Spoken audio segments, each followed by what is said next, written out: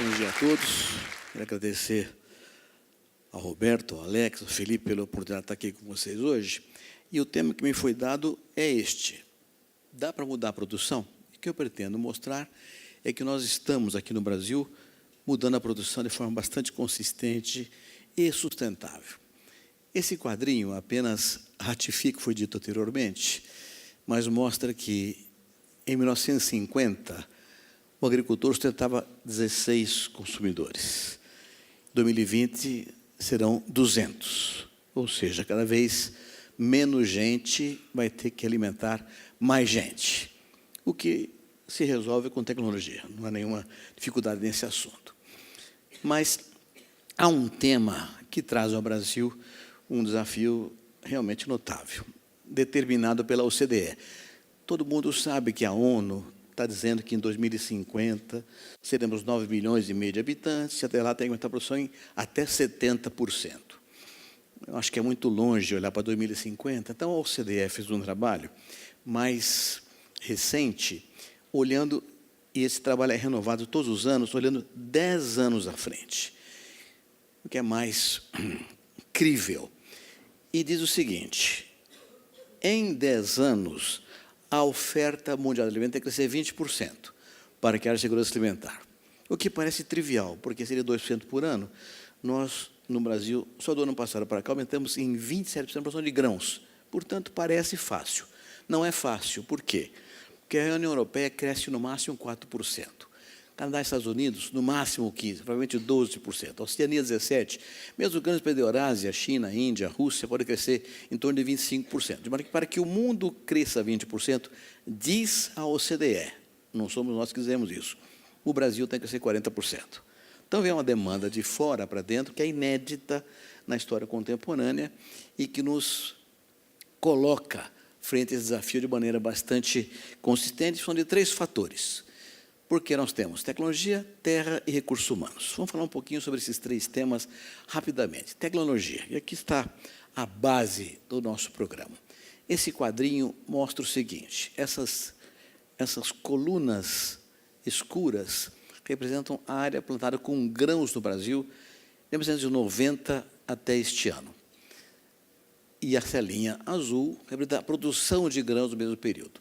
Vocês podem observar que a área aumentou 61% e a produção 312%, 5 vezes mais. Significa que a tecnologia empregada no Brasil é uma tecnologia muito eficiente, positivamente da produtividade.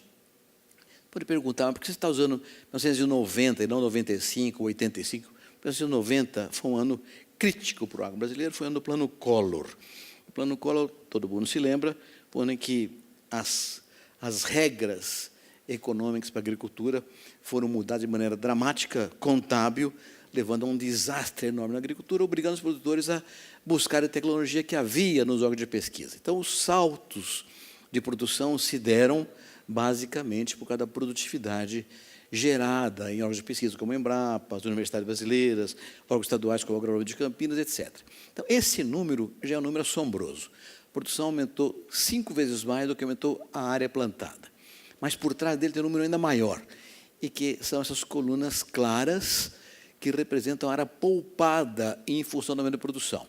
Cerca de 95 milhões de hectares até o ano passado deixaram de ser desmatados ou utilizados porque aumentou a produtividade. Então, isso mostra que nós temos mudado de forma sustentável a nossa atividade produtiva. Não apenas em grãos, em qualquer outra atividade. Este quadro mostra, por exemplo, que a área de pastos no Brasil vem diminuindo, inclusive porque boa parte está virando agricultura, e, em contrapartida, a produção de carne vem aumentando, não obstante a redução da área cultivada. Mas outros processos tecnológicos vêm avançando de forma espetacular no Brasil. Um deles é um conjunto de programas chamado ABC, ou Agricultura de Baixo Carbono. São 7 programas interessantíssimos, cujo objetivo é reduzir as emissões de gases de efeito de estufa, que é um compromisso que o Brasil assumiu em relação à COP21 e que estamos cumprindo no agro com bastante critério. Esses 7 programas são muito interessantes, porque são facilmente implementáveis pelos agricultores brasileiros. E um deles é o que se chama integração lavoura, pecuária, floresta. É um verdadeiro ovo de Colombo. Vou tentar explicar isso de uma forma simples. O Brasil, como todos sabem, tem uma área do centro-oeste ao nordeste que é seca no inverno, não chove no inverno. E há uma outra área que pega o sul, uma parte do sudeste e uma parte do centro-oeste, em que chove no inverno. Na área em que chove, é possível fazer 2 culturas por ano. Na área que não chove, é impossível fazer 2 culturas por ano, o que cria uma divisão entre produtores de acordo com a sua localização geográfica. Uns podem produzir 2 culturas por ano e outros não podem. Então, a Embrapa desenvolveu um programa extraordinário, que é a integração lavoura-pecuária. Como é que funciona isso? É muito simples, é um ovo de Colombo realmente. Digamos que o produtor produz a soja numa área de Minas Gerais e que não chove no inverno. Quando a soja está terminando o ciclo dela, ou a soja, o algodão, o que for, o milho, o que seja, está terminando o ciclo dela, o produtor semeia pasto, joga na área sementes de pasto. Ainda há umidade no solo, aquele pasto germina e germina sob o impacto positivo dos fertilizantes que foram usados para a soja, para o milho, para o algodão, o que quer que seja. De modo que, quando a colheita do grão é feita a um pasto altamente nutritivo e verde, vis-à-vis a região inteira em que os pastos tradicionais estão secos. Então, é uma coisa notável. Você faz grão no verão e carne na seca, no inverno. Aí esse gado colocado ali come esse pasto até o talo, aí vem o produtor, chega outubro, novembro, e planta soja, algodão, milho, quer que seja novamente. Esse programa está crescendo espetacularmente no Brasil. Já temos hoje 14 milhões de hectares com essa atividade e com uma característica. Foi introduzido agora, recentemente, também a floresta, integração lavoura-pecuária, floresta, que ainda está sob júdice do ponto de vista econômico, mas do ponto de vista funcional, é muito bom. Deixa eu ver se eu tenho aqui uma fotografia, eu não tenho nenhuma fotografia sobre isso, infelizmente, mas são áreas em que o produtor planta 2 ou 3 linhas de árvores, eucalipto, qualquer espécie vegetal, depois fica uma área, dependendo da topografia, aberta para o plantio de grãos e depois pasto, outras 3 linhas ou 3 linhas de árvore e assim por diante. Então, ainda tem uma vantagem do gado ficar na sombra no período de maior insolação. Então, esse programa tem gerado uma redução impressionante da demanda por novas áreas para a atividade produtiva na agricultura. E o resultado é esse que está aqui. Os senhores devem saber do Código Florestal, que foi implementado há 5 anos atrás, foi aprovado há 5 anos atrás, até hoje foi implementado completamente, porque há ainda uma discussão jurídica em relação a ele no Supremo Tribunal Federal, mas os dados que surgiram do Cadastro Ambiental Rural, que é uma obrigação do Código Florestal, e foram trabalhados pela Embrapa, dando origem a essa informação que é impressionante. 66% do território nacional estão ainda cobertos com vegetação nativa, seja a vegetação preservada dos imóveis rurais, que é por lei obrigatório, seja em função de parques nacionais, reservas nacionais, terras indígenas, etc. De modo que, na verdade, nós temos hoje apenas 9% de todo o território nacional plantado com todas as culturas que se tem no Brasil, 13% de pastagens plantadas e 8% de pastagens naturais. De modo que, na verdade, nós temos uma área muito pequena que é cultivada por todas as plantas do Brasil.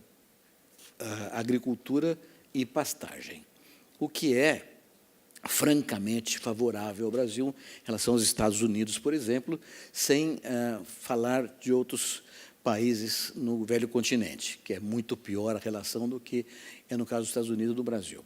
Outro dado interessante do ponto de vista da agricultura brasileira é a famosa agroenergia.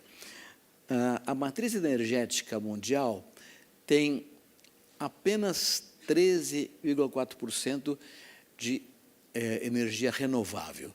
Nos países ricos, só 9,6%, enquanto que no Brasil temos 43% de energia renovável, das quais o setor alcooleiro, que produz etanol, produz bioeletricidade, biofinaria, representa 17,5%, mais do que as hidrelétricas. É um dado que pouca gente conhece.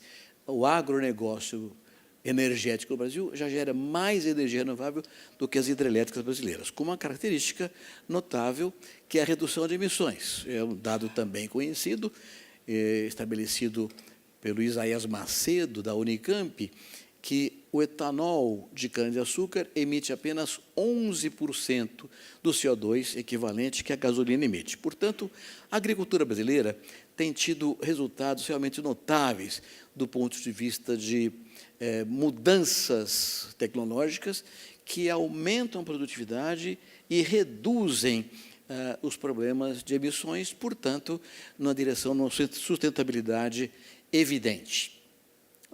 O Brasil assumiu, em relação à COP21, o compromisso de reduzir as emissões de gás de efeito estufa em 37% até 2025 e 40% até 2030, com base nos níveis observados em 2005. E só a agricultura brasileira, se trabalhar adequadamente as tecnologias propostas do Plano ABC e na agroenergia, poderá responder por essa redução da demanda. É um fenômeno extraordinário que está colocado nas costas do agro brasileiro. Portanto, nós temos dois desafios que já foram aqui, inclusive, tratados essa manhã, que são simultâneos. Um é de aumentar a produção para garantir a alimentação mundial, e outro, fazê-lo com sustentabilidade, reduzindo as emissões de gás de efeito estufa. É um desafio que só tem uma resposta, na tecnologia. Isso nos dá uma dimensão. Alguém me avisa que eu tenho que parar de falar, meu filho? Lá na frente, lá. Sua minutagem lá em cima. Eu tenho 7 minutos. Tá bom, obrigado. Bom, o agronegócio brasileiro, isso é uma coisa que pouca gente conhece no Brasil, representa 23,5% do PIB, gera 20% dos empregos e responde por 47% do valor das exportações no ano passado. Na verdade, porém, esses 44%, que são, em termos relativos, um número baixo, em número absoluto é muito mais interessante. Mas, antes de chegar a esse número absoluto, uma consideração. Um setor que responde por quase 1/4 do PIB, 1/5 dos empregos e metade do valor das exportações, tem um peso social e econômico realmente relevante no nosso país. Vejam por favor, esqueçam esse quadrinho da esquerda aqui, vamos olhar só da direita. Eu falei que, no ano passado, nós respondemos por 44% do valor das exportações. Esse quadro aqui mostra o seguinte: as colunas escuras são o saldo comercial do agronegócio. O que é saldo comercial? A diferença entre nós exportamos e importamos do agronegócio. As colunas claras, entre o saldo comercial dos demais setores. E essa linha azul é o saldo comercial do Brasil. O que está claro aqui? Que o saldo comercial do agronegócio brasileiro é permanentemente positivo, vis-à-vis um saldo negativo dos demais setores, indústria, serviços, etc. De modo que o saldo comercial do país só é positivo graças ao agronegócio. Então, não obstante a representação do setor no valor de exportações seja de 44% do valor exportado, o saldo comercial do agronegócio do ano passado foi de 81 bilhões de dólares, vis-à-vis um déficit dos demais setores de praticamente 15 bilhões de dólares, restando ao país um saldo positivo de 67 bilhões de dólares. Tem sido praticamente todos os anos assim, à exceção de 2014, em função da questão cambial e também de uma redução dramática de preços do mercado internacional. E com uma característica igualmente curiosa, e que é a seguinte: entre 2000 e 2017, as exportações do agro saltaram de 20 bilhões para 96 bilhões, quase 5 vezes mais, considerando que aqui no meio do caminho, em 2008, 2009 e 2010, tivemos a grande crise financeira mundial e que o comércio mundial despencou. Então, enquanto o comércio mundial despencou, o agro brasileiro multiplicou por 5 suas exportações, com algumas características também interessantes, que são essas aqui. Soja, que foi 20% há 18 anos atrás, no ano passado foi 33%. E as carnes, de 9,5% subiram para 16%. Mesmo o setor açucareiro saiu de 6% para 12%, o que prova que o mundo busca energia e proteína de forma bastante consistente. E o Brasil tem atendido a essa demanda com a sua tecnologia sustentável. Outro quadro curioso é este. Em 2000, 59% do que o Brasil exportou foi para a União Europeia, do agronegócio, foi para a União Europeia e Estados Unidos. No ano passado, menos da metade do que isso. Então, caiu a exportação? Não, não caiu. Acontece que ela aumentou para os países emergentes de maneira espetacular. A China, por exemplo, que era 2,7%, passou a 27%. A Ásia, fora a China, foi de 11% para 18%. Mesmo a África foi de 3% para 7,6%. Em outras palavras, os países emergentes, nos quais a população cresce mais e a renda per capita também cresce mais, se transformaram nos grandes mercados que o Brasil precisa atender.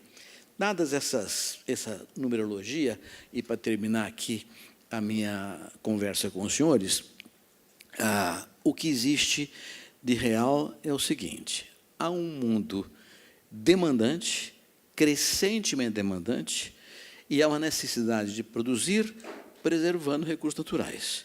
Isto implica, evidentemente, mudanças no sistema de produção. E é o que o Brasil vem fazendo. Pergunto, vem fazendo, todo mundo faz? Não, não é todo mundo que faz. Temos problemas? Temos problemas. Mas os números gerais mostram que o Brasil está no caminho certo, de aumentar uma produção com redução de emissões de gás de efeito de estufa e buscando a redução também do desmatamento e de outros fatores que inibem o avanço sustentável da agricultura. Isso nos dá uma condição ímpar. Os dados da OCDE mostram que em 10 anos podemos aumentar nossa produção em 40% para alimentar o mundo. Por que a OCDE e a ONU se preocuparam, de repente, com segurança alimentar?